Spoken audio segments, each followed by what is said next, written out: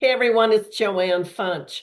If you want your business to get stronger results on LinkedIn in 2026, then there are a few things that I think you need to know.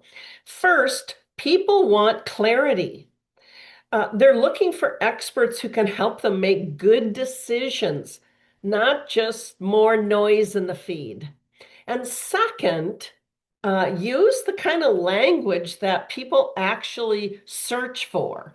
So today, members type things like someone who helps teams communicate better or someone who improves referral systems.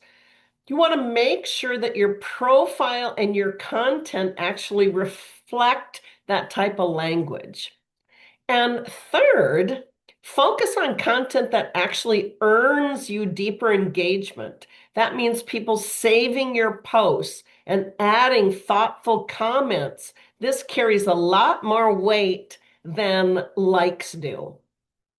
Now, fourth, you want to build a healthier network. So, active, aligned connections will make a huge difference in actually who is seeing your content. And finally, check your analytics each month.